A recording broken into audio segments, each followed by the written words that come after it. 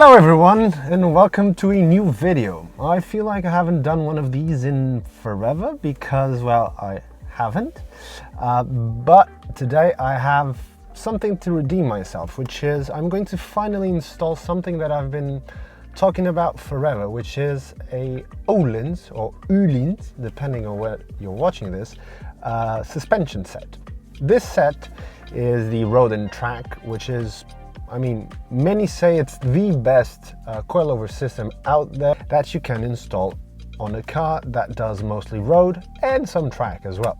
This is going to be a first for me because I've never installed coilovers before on a car. I'm not going to do it myself. I'm going to have my trusty mechanic do it. And I've never had any Öhlins products.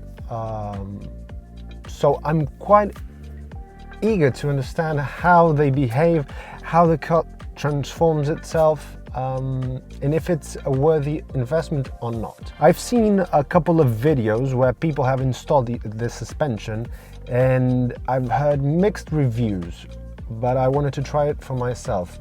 When I picked this up, I was torn between the Road and Track, KW V2s or V3s, and that was basically it. All of them have nice reviews, but I decided to go with Öhlins because, I mean, they're gold. Is there anything better than gold suspension? I don't think so. The way that I'm going to segment this video is I have defined this little circuit that I'm going to take with this car on the current suspension, which, if you don't know, this car's got CSL dampers. I know they are CSL dampers because they have the sticker on them, but I think they've been worked on. I've also got coil springs, which I think they are from the CSL, but I'm not 100% sure. And then I've got poly bushings all around. I'm going to try and figure out if the springs, if the coils, if they are CSL spec or not. And then we are going to install the Öhlins. We are going to corner balance the car because my trusty whisperer, he can do all of this sort of magic. And then I'm going to take it exactly on the same piece of road, hopefully back to back today, either today or tomorrow, and see if I notice any difference. We are probably going to leave the settings, the clicks, as Öhlins recommends, and then I will start to tweak them, see what's best for me on the road, see what's best for me on the track, and we will go basically from there. Just to be clear, this is not a full comprehensive review of these suspensions. This is basically a first impression, trying to get it back to back to see if I can really tell a difference, if the car gets more composed or not, because I will then do a video next week, not really, to see how I review the suspension set, to see if it's, for me, worth it or not. So without further ado, this car currently is lowered compared to stock, and to my mind, to my eyes actually, the car is absolutely perfect. The height is wonderful. I may very well just lift it a little bit at the back, because sometimes I scrape the middle of the car going down this ramp that I usually go down, and that's why I'm thinking of raising the rear just ever so slightly. And also because if I put people on the back, which I never do, but if I put people on the back, and bear in mind that all my friends, they're fat, really fat, like morbidly obese fat, but wheel arch, it will most likely go over the tire, and that's just not a look that I enjoy. But so far, so good. Now, this piece of road, it's bumpy, it's a bit broken, and it's got camber. This suspension, I mean, the car corners very well, it doesn't skip all that much, but I can tell that it's very stiff at the back. And you can see that I'm jumping around. It's not following all that much camber, the camber of the road, but as you can see by my boobometer, the car is a bit bouncy. It's not bouncy in the way that I think will actually make that will actually unsettle the car. But I mean, it could. Perhaps I could dial it down a little bit with the Öhlins. This suspension has this characteristic where the stock suspension, at least the one that I have right now, it has this characteristic where driving slowly it can be a bit busy. I just went over a cover hole, and I mean, it was okay. It wasn't a really bad cover hole, but it manages holes somewhat okay. But I'm trying to see if the Öhlins are a bit more sophisticated. I mean, they have got to be, because this is the technology in this suspension. It's probably from the period where the car was developed, and I mean, Öhlins, they probably did a better job. But that's what I want to find out, without any bias, of course. At low speeds, the suspension can feel a bit busy, a bit jolty, as I said before, when going over speed bumps. For example, the moment that the suspension compresses when you're going down the speed bump, you feel like a jolt. But the quicker you move, the faster you're going, the more compliant the suspension gets. And that's a characteristic that is quite interesting, because for B roads, for example, so it's not the main roads, it's the secondary roads, it's a very interesting characteristic. I'm gonna turn here, pothole right here. There was a small pothole, nothing special happened. A crease, you feel it, but this is a stiff car. I'm more interested in seeing how Öhlins deal with these types of bumps and how it corners. But to get a feel for how it corners, probably when I go to the track, that's the only time. The suspension, it can also keep the car very flat, actually.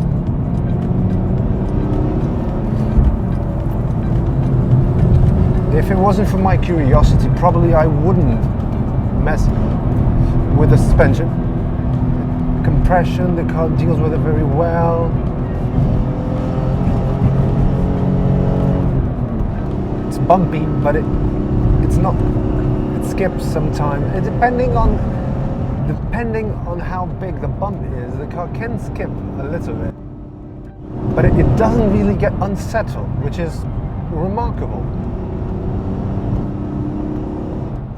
And despite being jolty, as I said, at low speeds, when you get up to a certain speed, it does start to cope with bumps a little bit better. But it's not a perfect system, and that's what I'm trying to figure out. Öhlins have managed to do something remarkable, and if I can do something with the settings that they provide for me, finding grip, no issues whatsoever finding grip, even in this type of broken road.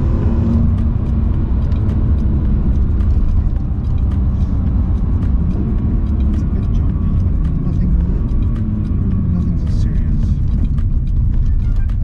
And at these low speeds, that's when I feel that perhaps that dual flow system, dual flow valve, DFV, I think that's the name of it. Perhaps at low speeds, that's when the DFV system will shine, because what the DFV system does is, when there is a certain increase in pressure, the oil passes through more easily. The shock, it does not create as much resistance, and that's the clever part of the dual flow valve system from Öhlins. Perhaps you have been able to see from the movement of the cam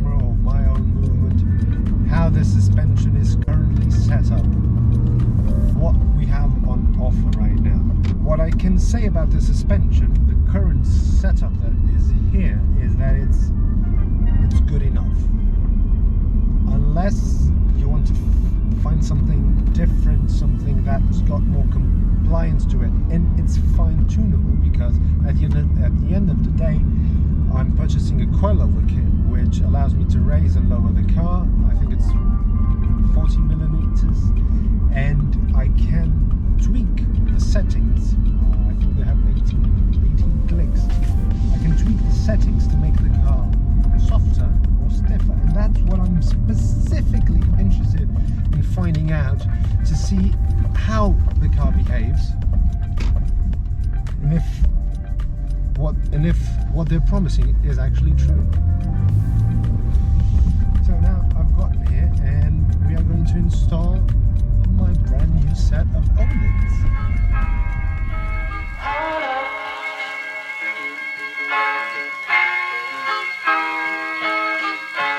I'm so in love with you.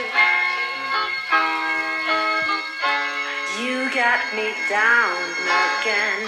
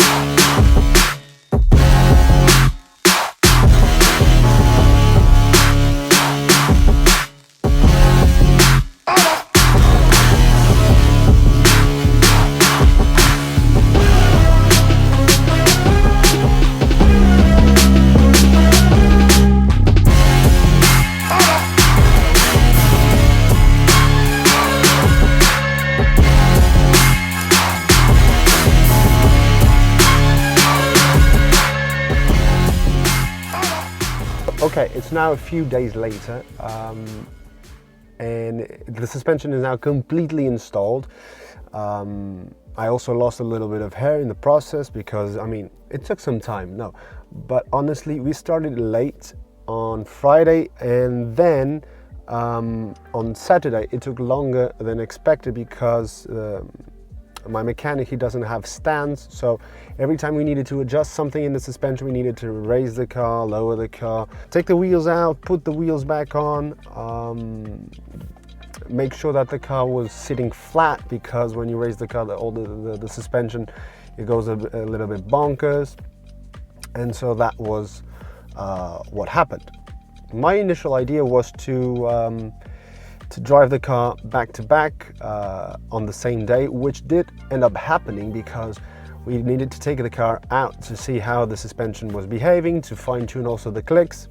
But unfortunately, it was very, very late. And then I drove the car to my house, I parked it, and then I drove no more. This is the first day that I'm driving it after having the suspension installed.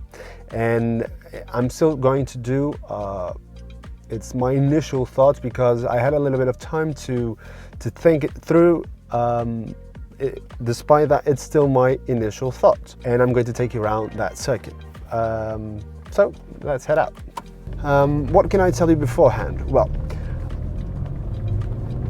first, the way that you're going to possibly see any difference is with the camera shaking, because I mean, I think that when we put it side to side, maybe the shaking of the camera will give you an idea of how much the suspension has affected the overall behavior of the car.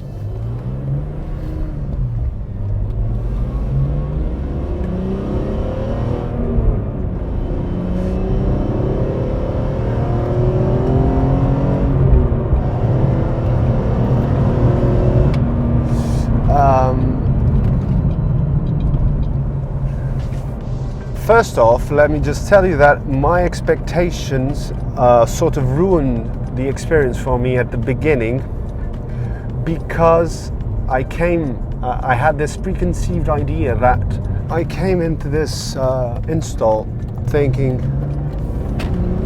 oh, this is going to be a super comfortable car. This is a crashy road, by the way. It's the same road as before, and I don't know if you can notice, I'm going fast. I think I'm going faster than I was with the other car, and you can see my body is shaking, but the feeling that I'm getting in here, it's a controlled shake, and the car keeps contact with the road, which is the most important part. So at the moment I have this set up on 12 clicks at the front and 10 clicks at the back. That was that was, so it's a really crashy road, this one. It's a very poor B road, going at a fast pace, and now driving more slowly so that I can talk to you. But as I said, the car is on 12 clicks at the front and 10 at the back. That was the setting that myself, but mostly my mechanic, felt that it was a nice balance, because I came into this install thinking, oh, I'm gonna get a completely different car. I'm gonna get a super dynamic S-Class, and that sort of ruined it for me, because the first time I drove it, first the settings weren't correct. I don't really recall which ones at which click level they were, but they weren't all that right. And second, this is a stiffly sprung car, and it's got poly bushings as well, which, I mean, it's always going to be a stiff car. If you were just try to get out of your little head the idea that I had, which was, oh, this guy is going to be super comfortable, which is not. But what I can tell you is that the car is transformed versus the suspension that I had, which I can confirm that I had CSL springs and CSL dampers, but they have the rear dampers have been fiddled by some damper house around here. I don't really know what was done to them, but something was done to them. But the thing that I feel the most with the suspension is the sophistication of I gotta turn here. The sophistication of the dampening. For example, going over bumps in the road, very sharp, small bumps in the road, the car feels much more poised. The rear end, it doesn't jump as much. With the other car, when going fast, I wasn't tremendously upset with it, because going at speed, it felt moderately good, but it was not wonderful. This car right now, as it is, it's wonderful. This is that bit of fast road with a compression, and with 12 clicks at the front and 10 at the back, I have a very balanced car, which is wonderful for these types of roads. Really good.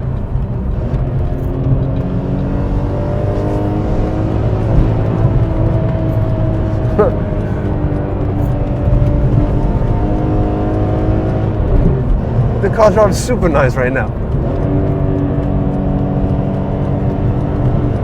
I'm perhaps going a little bit faster than I should on this road, but I mean, the car is super controlled right now. And the biggest feeling that I get from this suspension is that it irons out the bumps tremendously well. Not like an S-Class would, and that's my first mistake. This car is not an S-Class. This car is it's a sports car. It's a quite focused, actually, sports car that can do mundane, weekly, daily stuff. And now, and with the suspension set that I had, the car was very stiff. And now, the car is still stiff, but it's more sophisticated. Going over bumps gets dealt with much better. It just irons the spikiness of the bump.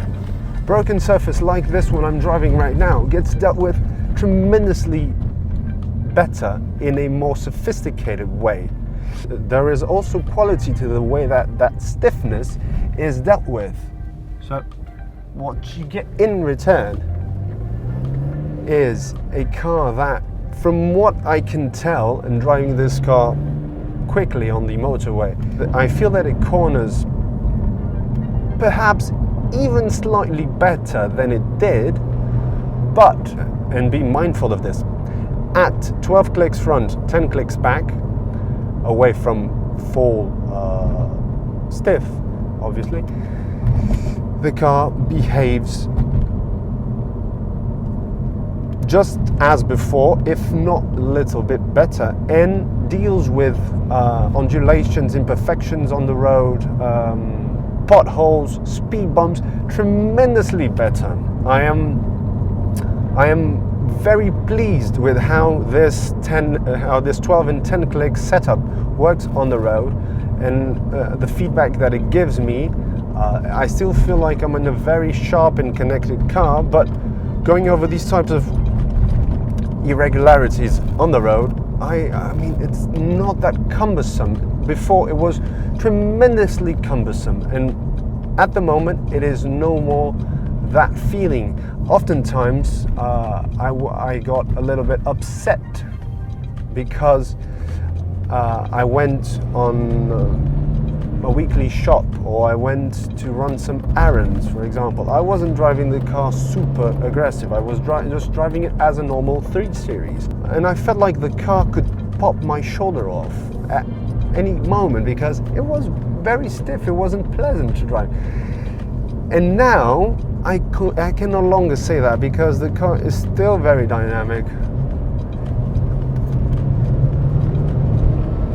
Very, very dynamic. It's still very dynamic, but it retains a level of sophistication that it did not have before. It accessed a whole new world of breadth of ability of dealing with bumps, undulations, irregularities on the road. I've taken my circuit route, and hopefully it will show on camera the differences between going through the same road at similar paces, how my body is jumping, how the car is behaving, and you've got that visual confirmation, and you've also got my opinion of it, which I had, I don't know, 10-15,000 kilometers on my previous suspension. I tracked it, I drove it on these roads, on better roads, worse roads, and now I have very small information from driving this car. This is the second time I'm driving, as I said before, and I can honestly say that it's tremendously better. You can really feel that the suspension is very well engineered when it comes to installation. So we kept the same height. Actually, I dropped it because, I mean, at the front it could no longer. I'm at the maximum height that this coilover can do. So I lost around 0.5 centimeter compared to my previous setup at the front, and 0.5 centimeter at the back. So visually it's basically identical to what it was.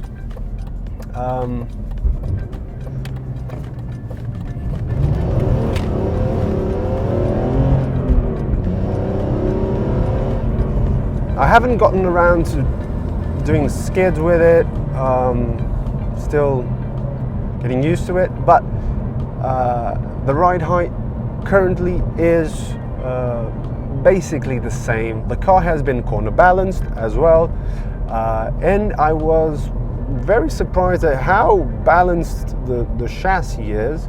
I'll show you some pictures, and it's been balanced for my weight, which is 90 kilos plus. When I drive it on track, I usually have a passenger. It's not all that common to drive it on my own, and to be honest, I don't know how obvious it will be with that difference if I'm driving by myself. If this video helped you in any way, or if you liked it, don't forget to drop a like and share it with your friends. Doesn't really matter, your mother, your father, your cat, your dog, doesn't really matter, just share it. If you have any other doubts, feel free to contact me, and be mindful, this is a first impression of the suspension. I will eventually do a video on a more in-depth video of what I'm feeling with this suspension, if it's 100% worth it, because at the moment I can tell you, yes, it's worth it. I feel that the car is more sophisticated right now than it was before. The suspension is also slightly lighter, that's also a benefit. But that's it for this video. More videos will eventually pop out. I know I'm not all that regular, but I mean, it's like a period.